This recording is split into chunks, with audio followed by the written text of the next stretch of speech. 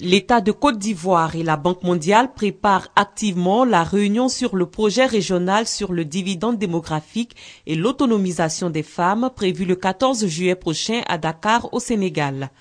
Ce projet, qui sera débattu dans la capitale sénégalaise, vise à accélérer l'atteinte du dividende démographique, dont l'enjeu ici est d'aider les pays du Sahel, dont la Côte d'Ivoire, à avoir un plus grand nombre de populations en âge de travailler, en vue d'y impulser la croissance économique.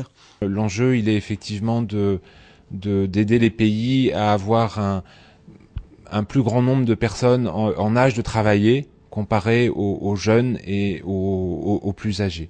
Et c'est effectivement une situation qu'ont connue certains pays, enfin la plupart des pays émergents, notamment les pays asiatiques, et ça leur a rapporté généralement 2 ou 3% de points de croissance. Le projet va également permettre à des milliers de femmes de la région du Sahel, dont certaines femmes de l'ex-zone centre-nord-ouest CNO en Côte d'Ivoire, d'acquérir l'autonomie financière à travers la mise en place du Fonds Femmes.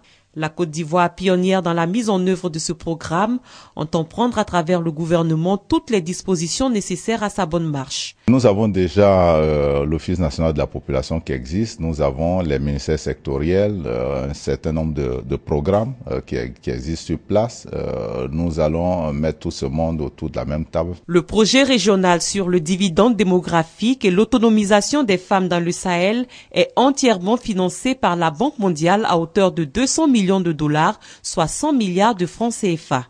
Il est mené en partenariat avec le Fonds des Nations Unies pour la population, l'UNFPA, et l'Organisation mondiale de la santé, l'OMS.